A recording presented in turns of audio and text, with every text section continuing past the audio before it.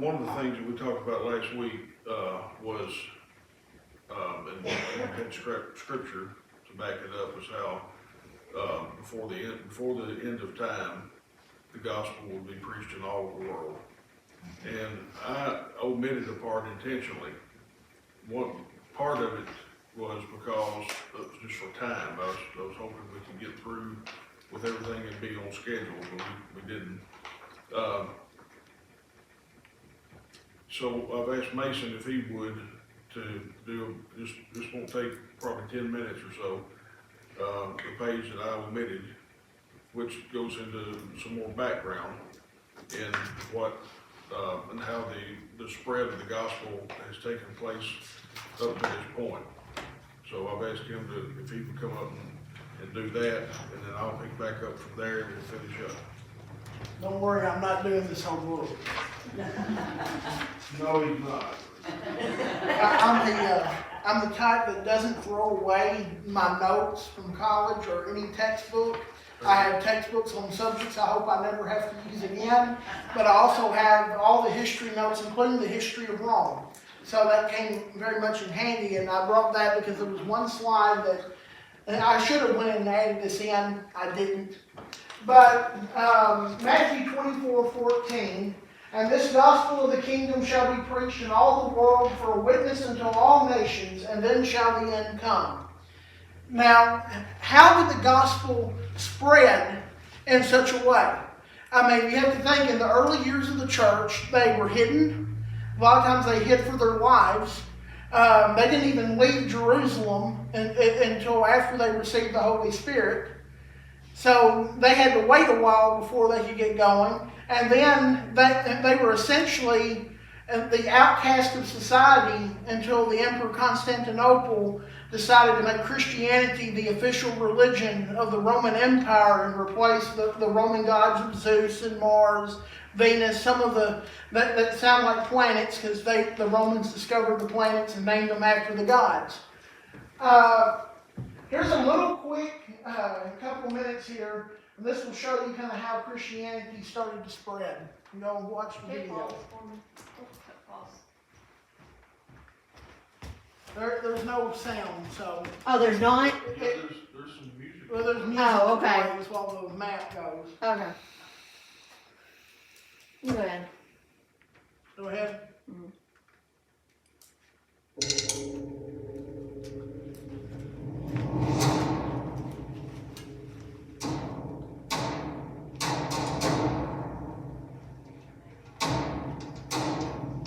purple on the map represents the spread of Christianity.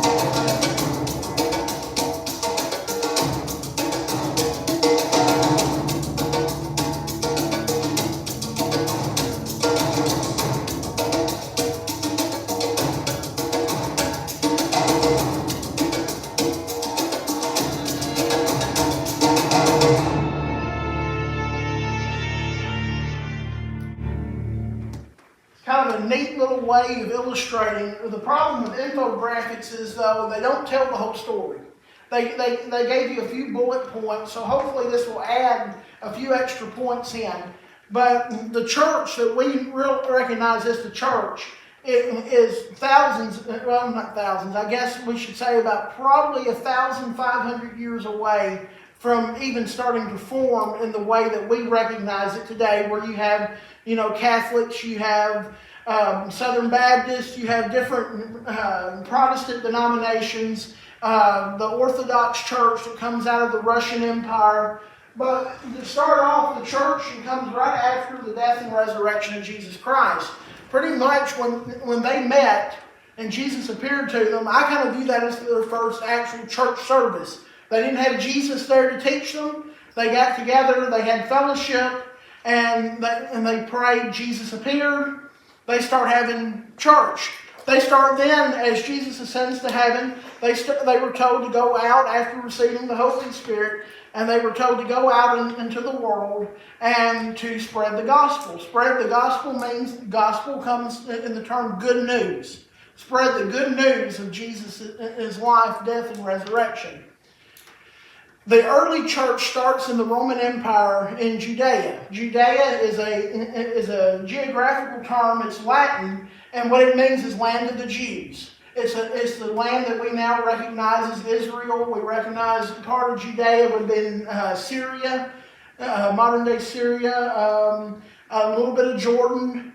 Right on the other side of the Jordan River starts what's now the Kingdom of Jordan. The early church then, though, starts spreading. We know it goes up to Asia Minor, which is modern-day Turkey. That's where you find the 7 letters in Revelation. They were all sent to churches that were in the Asia Minor and right going down into Judea and region. But I want to add in right here before we get into this a little bit about what's going on in Judea at the time that Christianity starts taking off and spreading. The book of Revelation comes out of the same time period. And around the year 66, a war breaks out, a civil war within Judea. You have several different groups of people that start fighting, but the biggest thing is the Romans, who are the ruling bodies. They are governing at this point by what we would call a governor. It's a procurator. It's somebody whose job is to enforce the laws of Rome, to collect taxes, to spend money. Basically, what we view a governor today. Their job is to enforce the law and to represent, the larger nation at home. But the Jewish war breaks out. Jewish people favored religious freedom, but they believed in worshiping one God, Yahweh. The Romans, they liked the idea of religious freedom. They really and truly, to this point, they just like to keep peace and collect tax money. That's pretty much all they like doing in what we would call Israel today. What ends up happening, though, is Jews who appreciated Roman rule had their limits as to how much they would tolerate. And Gaius Florus, who was the Roman procurator, that he would have been in the position of Pontius Pilate many years after. In 66, he issued taxes to their area and wanted to increase the tax rate for Jewish people in the area. Well, the Jewish leaders protest. They get mad about the taxes, and they tell Jewish people, don't pay your taxes. Just don't pay it all. Well, if people quit paying taxes, that makes the big government really mad, so they send troops in. Roman soldiers at that point come in to force tax collection. They order Roman soldiers at that point to steal money, steal silver from the temple in order to make up for the taxes. Somebody had the idea, if they're not going to pay, we'll get it one way or the other. They storm the temple and they rob it and start stealing the money from God's house. Well, that actually makes people madder, believe it or not. Somebody didn't pay attention in their poli-sci class on how to make a good policy. Jewish rebels at that point, thousands of Jews rise against Rome. And you would think this is going to end great. The Jewish people, At one point, they were looking for a Messiah, not to save their souls, but to kick the Romans out. That was what many disciples thought Jesus meant until the death and resurrection was, they're just going to get kicked. We're going to kick the Romans right out of here. We're going to take back over. Jesus will then be the king of the Jews, the actual king of the Jews, not being mocked and ridiculed on the cross. But the Jewish rebels at that point killed the Roman garrison in Jerusalem. So Jewish rebels, in retaliation, a garrison's like a fort. They go up there and they kill everybody in the fort. And now they've escalated things. They went from I'm going to take my money whether you like it or not to let's start slaughtering the masses. 3,000 something people died during that time. Several resort to acts of violence and terrorism, what we would call terrorism today. Jewish leaders then go to guerrilla warfare. So you've got people sneaking up on soldiers in the middle of the night, killing them. Not real battles, but just attack from the sidelines. And at that point, Titus, who would end up later becoming the emperor, in 70 AD, he enters the city of Jerusalem to restore order. It takes a while to get a leader across the ocean with a whole army and organize and train and get them together. Titus enters the city and orders the destruction of the temple. He decides, we gave you all enough freedom, you're done with. The temple then gets destroyed.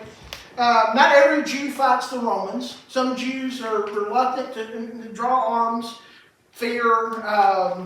Maybe they like the fact they had good roads and some cleaner water. I don't know what the reason exactly was, but Josephus, which was the leading Jewish historian of the day, writes that that not every Jew took up in arms. Josephus didn't. We still have his work to read, though, so we know that he survived it. But at this point, it creates what's called a dystria, which is a group of people being forced out of their homeland with nowhere to go. That Jewish people start spreading all over Rome, the Roman Empire. They go into parts of Germany where the Romans are just barely settled, and so do Christians, though, at that point. The church actually gets a boost from the temple being destroyed, and it spreads just a little bit further. As y'all saw in the video, there were a few setbacks, though, that the Christian church had in its early days. The Ottoman Empire rose. And the Ottomans is actually the reason why we're here, and I'll tell you that in just a minute. But as the Ottoman Empire rises, the Ottomans were a Muslim majority, and they instituted, I believe if I remember right, it's a zakat, which is a tax on people who are not Muslim. So Jews and Christians could live, they could worship their God, they just had to pay a lot of money to do so. And that's where you start running into problems with them. Moorish rule, there's a part of the world called Iberia, the Iberian Peninsula. It is what we would call Spain. That's the nation that Spain and Portugal were on that peninsula. And it dangles down off of Europe, forming a gateway between the Mediterranean and the Atlantic Oceans. But Moorish rule of Al-Andalus, which is their word for Iberia, ends in 1492. When the Christian king, Ferdinand, and Isabella, his queen, become emperors over a united Spain by capturing Granada. Anybody also know what happens in 1492 from your elementary history class? Christopher Columbus. So a trade route was needed to India. A new trade route because the Ottomans had conquered Constantinople shortly before this. So on one side of the world, while Muslims were losing ground over in this part of Europe, on this side they gained. Well, right through the Silk Road, if you went by land or you went by boat, goes through Constantinople. You had no choice at that time. Your choices were to go through Constantinople or to ship all the way down below the Cape of Good Hope which is down in Africa, the bottom of Africa, and you go all the way back up to India. Well, it was a really long trip, and the Cape of Good Hope was a dangerous area, had lots of bad winds. So they asked Christopher Columbus if he could figure out a route to India to trade spices and silk and things that were needed back in Europe. Well, he actually had more of a plan. He figured from some old Chinese maps that he read that there was a whole other part of the world, and he thought, well, maybe I can pass through it and get to India. Well, he crash lands in the Bahamas and in the Caribbean. At that point, though, Columbus and his successors began force converting people to Christianity. So they came, they started wiping out people with diseases they've never had before. And then the ones who are left, they say, we want you to submit to our religion or we'll kill you. That being said, a lot of people became Christians at that point, one way or the other. The British and the French also, though, at that point come to the New World, and they're looking to establish colonies because they're wanting all the luxury, the goods. Money runs the world, folks. It runs the church in some ways because you have to have money to turn the lights on, money to have Bibles and pews and all the things that you need, but it also is what causes a lot of decisions to be made that help and hurt us. Money right here spread Christianity to this part of the world. They had never heard of a Christian until Christopher Columbus came and prayed on the beach. He prayed for land because he was tired of sailing, and when he found land, he prayed.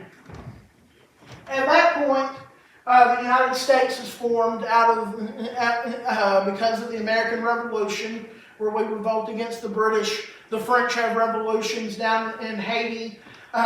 They sell land to the United States in Louisiana. And the Kingdom of Hawaii, actually, when we took Hawaii, the United States, it was Christian. Christian king and queen of Hawaii. So at that point, that gets you to how the church has spread to today's time. I think Dad covered last week the mass media part and how it spreads today. But that got y'all all the way from, 33 AD to at least 1783. So if y'all want more, there's a YouTube series called The History of Christianity. You might it's BBC. You might find bootleg copies. But that being said, because I'm not paying $4.99 a month to watch it. So that's Mason.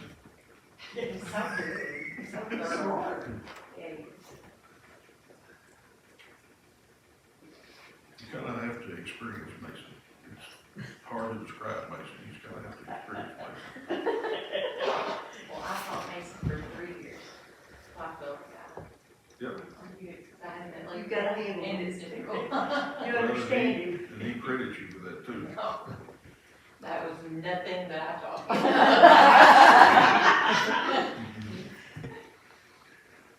We had, speaking of where he left off the mass media, we had talked about some of the characteristics of people that in the last days, we perilous times shall come, and I'm gonna see if I can find that right quickly.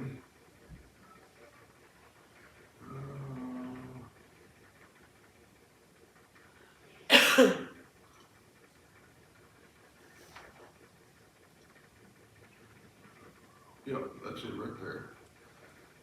Some of the characteristics of mankind that would be noted in the last days.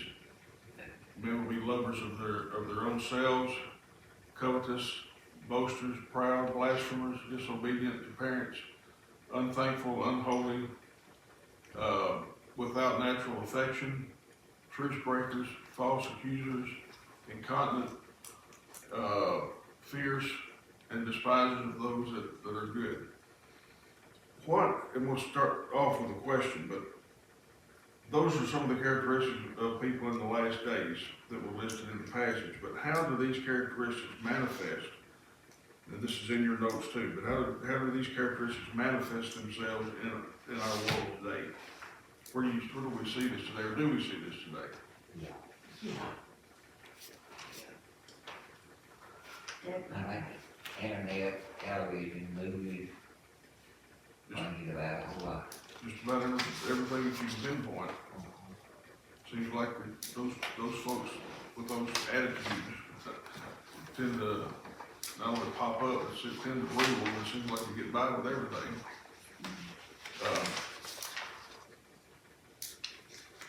Second question is, how should Christians respond to the presence of these negative characteristics in society and in the church? What's our role as Christians? How do we respond to this? Check the coaches, check them aside and show them the right way. I think that's what it is. Yeah, Just be careful you don't get hung in, stuck in Right. yourself. right. Not in a bad way, but in a nice way. This is pretty out there, and I know this is an extreme example, but I used to have a guy that would say, you give me the best preacher in the world and you put him in a bar, and give him about 2 months, he'd be drinking with us. The point being, you know, you can try to take a message into that atmosphere, but if you stay in it too long, you wind up doing what they do. And you wind up becoming them instead of it being an opposite effect. So we're not made or designed to necessarily hang with these type of folks. And I'm just gonna sum this up and say, we're just put in the category of the world. In fact, we're instructed in the Word to separate ourselves, you know, from the world. It's hard to do when you work in the world and you live in the world and you eat with the world and you know, all of our interactions are with other people. And not everybody is privileged to come to a church that preaches the Bible and keeps us on level ground most of the time. Anybody else got any thought on how we as Christians should respond to the presence of negative characteristics in society and in the church? I haven't seen a whole lot of this here, but I have been in churches where this stuff reared its ugly head more than once. You really have to stay grounded in God's word and prayer. And fellowship with Christians that are grounded in it too. Start to understand a little more about, in the book, or throughout the book of Revelation, the instruction is, well, number one, he tells us that the person who reads this word is blessed. But, you know, the instruction is to separate ourselves, but not stay too long. And it makes more sense to me, as Jeannie put it, why we should stay grounded, or else we would fall prey to. The Bible tells us that in the last days, if not careful, even the very elect will be deceived. And so that's really what this question is asking, is how do we cope with not being deceived? How do we deal with that? How do we get to that point where we are somewhat, I hate to say it this way, but somewhat above that, you know, where we can see that coming and dodge it. And Judy makes a good point, staying rooted in the Word. You know, that's a big part of it. That Word is where we draw our fruit and our meat, you know, for survival. And it's how we know the truth. And the truth is what's important. Because when things come at you, if you don't know the truth, then you're gonna be more easily persuaded, believe, or think differently. Right. It's true. So I think she nailed it. I think you have to know the truth. You know, that's like the parable of the sower that Jesus did. Some of the word falls on stony ground, and, you know, up to the good burial ground. And then also where he talks about, where his branch, or where he's the bottom of the branches, Right. we're supposed to stay connected to him. And I don't see how people do that without they're part of some church. I don't know how you stay connected with, when the world is in disarray around us and we don't have something to cling to, to hold to in our church nets, in our church family, you know, But you know, some of the greatest times for Christian growth have been hard times, that's true, when they had the Malcolm up in Big Texas. right? I think sometimes if we ain't careful, we lay back and get lazy. Well, I've used this word or this term, I don't know how many times during this study of Revelation, where we get complacent. I'm satisfied with what I've got. And it may not be something that I come out and say, but my actions would make somebody think that it's to heck with the rest of the world, me and my family are okay. Yeah. And that's complacency at its worst. I'm supposed to be training my family up in a way that they're also ministers, you know, that their life is a reflection of Christ. So, all these are good points on how we deal, how we respond to the presence of negative characteristics.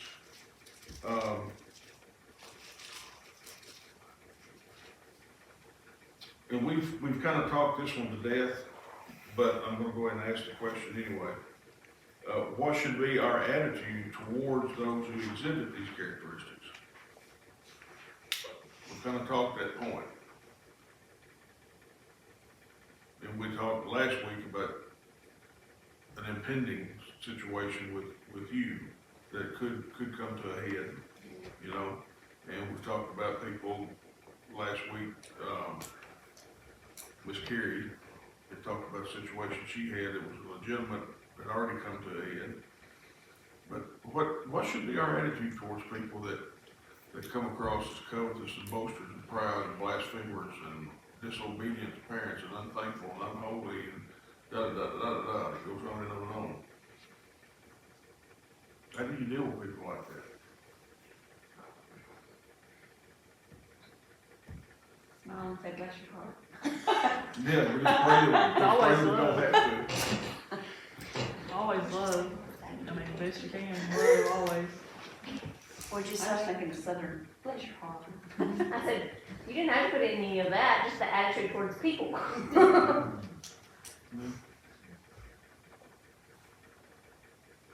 You were saying something. I just said it should always be love. I mean, Yeah. best you can show love. Sometimes showing love from a distance. Yeah. Yeah, sometimes distance is love, Mhm. because you can't show those fruits up close, then it's better to love from afar. Well, as we move further and further into these times, perilous times that the scripture is talking about, we're gonna be confronted with more and more people with these type attitudes.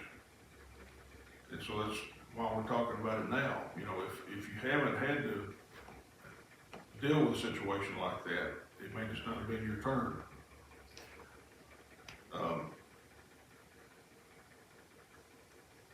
Anyway, that's why we're talking about this tonight. If someone would, let's read 1 John 2:18.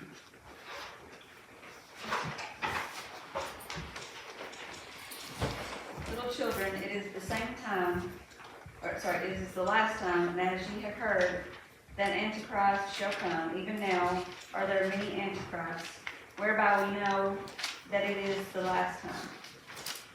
Okay. John defines or depicts two individuals here, or two categories, I should say. He talks about the Antichrist that we have in Revelation, but he also talks about the Antichrist, plural, in relation to the verses as these are people that who deny that Jesus is God. That's what the summation is, what he's talking about with these plural antichrists. So that would be descriptive, I guess, of, in modern day terms, of atheism. The main difference there is atheism tends to point their main directive is toward God himself. They don't tend to mess with Jesus too much. They just deny that there's a God. The Antichrist in the book of Revelation is an entirely different person than these Antichrists, plural, described in 1 John. Now, here I'm going to ask you a couple more questions. What are the characteristics of these Antichrists, plural, that John is referring to in the verse, and how do these characteristics manifest themselves in the world today? So, what are the characteristics of these Antichrists? According to what he's saying here, we run into these type of folks, or could possibly run into these type of folks every day. I do believe in John, he talks about Antichrist being plural, those that do not profess Jesus Christ as Lord. Right. Messiah. Right. They deny that Jesus is the Son of God. That's the manifestation of the belief and the ways that they carry their life about. But what are some other characteristics that you might expect to see out of people like that? You may be dealing with one now, G, at work and not even realizing it. Yeah, that's true. I think there's this guy on the second shift, I may have mentioned this. He wears skirts. Looks like a kilt. And back in the winter, he had this cape he wore over his clothes, and it said, I am my own God.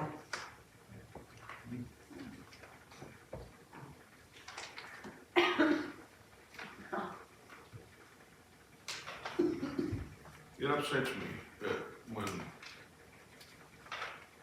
a certain group of people, like you're talking about, are allowed to do that.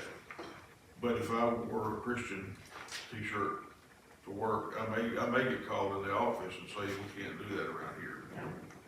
We can't publicize this kind of stuff. That upsets me that we've come to that point. It's a reverse discrimination.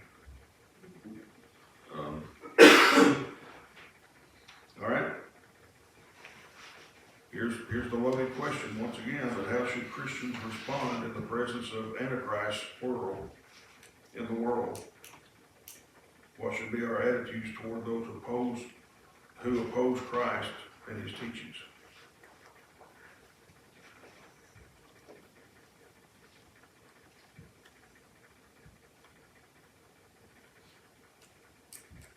Same as before, with love, prayer, guidance.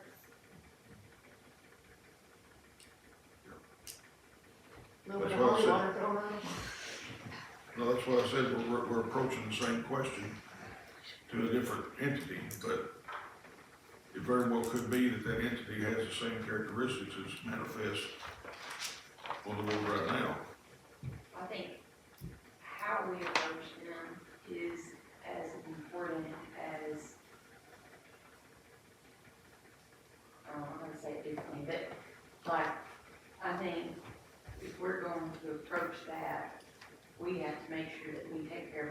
ourselves before we approach that. So we would need to be suited up in the armor, because in order to approach that boldly, I feel like that's how you would almost have to, if we're talking about the Antichrist, then we would need to make sure that we're in check first. Or we Yeah. stand a chance. Mason sent something at the house this afternoon. I'm sure you're all aware that Brother Charles Stanley passed away today.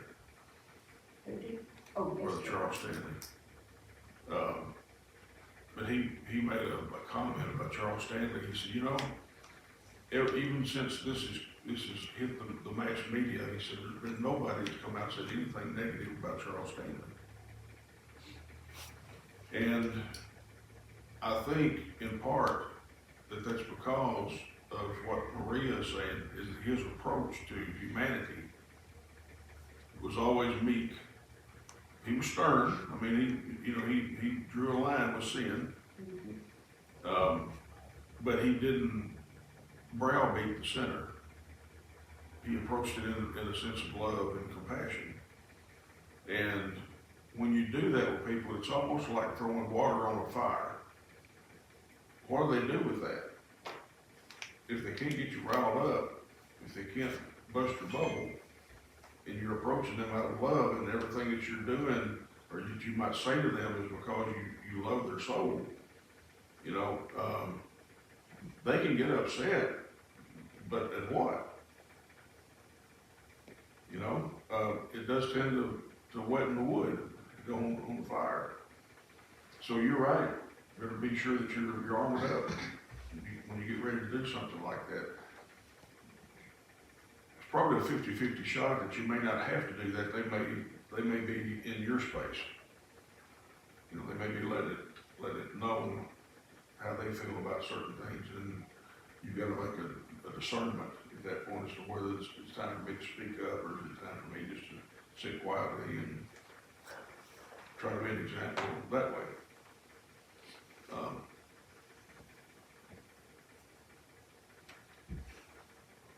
Somebody read Matthew 24, verses 23 through 24.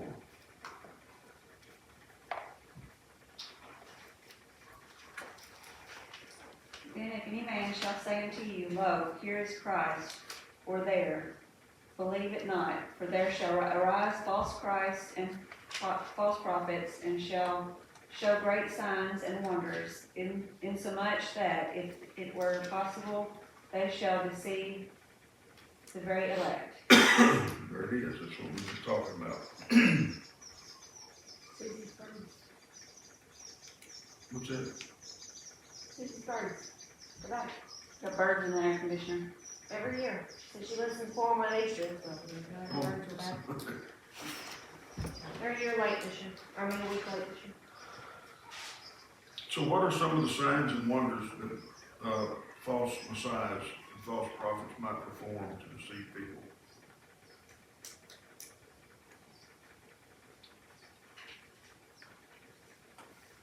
I know what the Bible says in the end time, what the false prophet will be capable of doing, and what the Antichrist will be capable of doing. I think one of the things is gather a large product. Gather a large following. Yep. Negotiate peace. In the end time, for sure. Some of these Not dumb people. healing. You see that today all over television. And It's been there for many, many years. We've seen people that you could classify as a false prophet come up, that got national recognition by being a faith healer on television and so forth, and then it comes out that it was a scandal, Of course, that hurts Christianity. Yeah. People that are teeter-tottering on making a decision or whatever, then something like that comes out. Nobody's perfect. No, that's true. That's true. He was the other woman as well. Woman talking about pretty good. Got Sam hit the hurt. Ask you this one, how can we determine if somebody's trying to deceive us? What did it say? It denied that Jesus is Christ. Yeah, that would be a big one, yeah. That'd be an obvious one.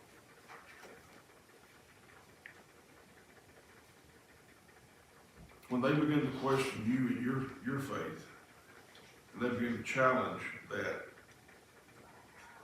and it's almost like they're trying to convince you that they're right and you're wrong. Most people have something to back that up, you know, some kind of experience that they've had or something they witnessed or whatever, you know. And again, if we're not read up and prayed up, it's easy, as it says, it's very elective to deceive. So you wind up doing what they do and speaking like they speak if you're not careful.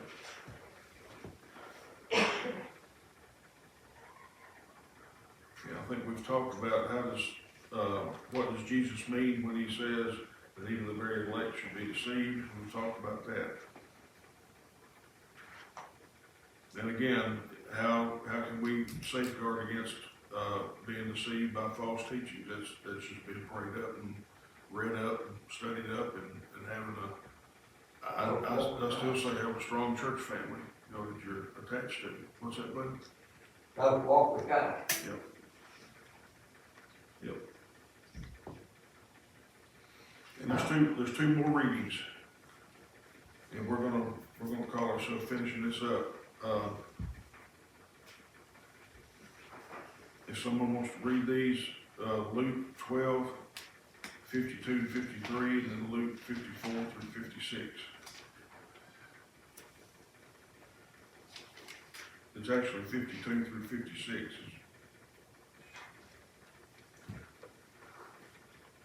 Luke 12, what?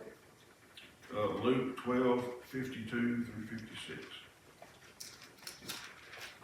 For from henceforth there shall be 5 in one house divided, 3 against 2 and 2 against 3. The father shall be divided against the son, and the son against the father, the mother against the daughter, and the daughter against the mother, the mother-in-law against her daughter-in-law, and the daughter-in-law against her mother-in-law. And he said also to the people, when you see a cloud rise out of the west, straightway ye say, there cometh a shower, and so it is. And when you see the south wind blow, you say, there will be heat, and it cometh to pass. Ye hypocrites, you can discern the face of the sky and of the earth, but how is it that you do not discern this time? That's kind of putting it back in our lap. It's saying, how do you find it so easy to discern what's going on around you, yet you can't apply that and discern the signs of the times, what's taking place? Boy, I don't know of another time in history that, when I first started working, I'll back up just a second, when I first started working for Baptist Hospital in 1995, we opened a adolescent unit there, and it was for alcohol, drug, and psychiatric treatment for adolescents. And I thought it was bad back then, but it's nothing compared to now, and that's how families are so split. You know, mothers against daughters and fathers against sons, and some of it's made national recognition. You know, they actually wind up having killings. You know, you got kids that are killing their parents, and you got parents that are killing their kids, and then their spouses, and I don't know that it's happening more, or it's just that we got coverage, you know, of more that type of stuff happening, but it certainly comes across as appearing more. But this plainly talks about part of the signs of the times would be the upheaval in the family dynamic, family structure. You look how many families we have today that are single parent families. You know? I think that's one of the main downfalls of people. the family, I do too. and break the family up, if kids ain't got much to fall back on. No. We were at a church Sunday where I sung with a group. And, his message was actually on that, or part of his message was on that, and that was the fact that the absence of fathers in the home, the absence of mothers in the home, and the impact that it's had upon our children and the decisions that they make. You know, Even that happened to family spending time together. yeah, You know, when we were small, everybody eat at the same time. You might not have everything you wanted to eat, but you had to eat. But now everybody eats when they want to. A lot of places. yep. We're guilty of that. It's such a busy life, you know, that Linda gets in and from work, and she works out a lot. She's doing a lot of working out right now, I think, to help her shoulder. But that puts them not getting in, she and Chester not getting in until close to 8 o'clock at night, you know, and so you have to figure out how in the world do you eat together when you got people, and Mason works second shift, and that throws another ringer in the thing. But yeah, it's a busy life, you know, and we've let that direct our path in a lot of ways that we've turned from. Speaking of which, we'll be seeing some of those ways that we've turned from when we start the Andy Griffith Show series. It's a lot simpler times back then. It was hard. Yep. Hard living, but a lot simpler times when it came down to the problems of life. Any questions, thoughts, concerns?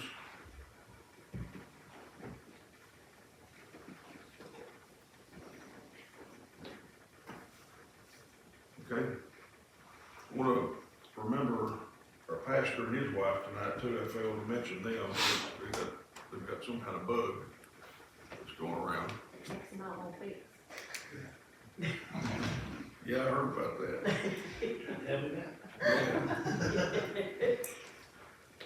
Yeah. I'm sure he appreciated that. You like most of my brother. Yeah. Well, I appreciate the opportunity, and I've enjoyed, diving back into the book of Revelation, and I hope it's something that's said or done here has been beneficial,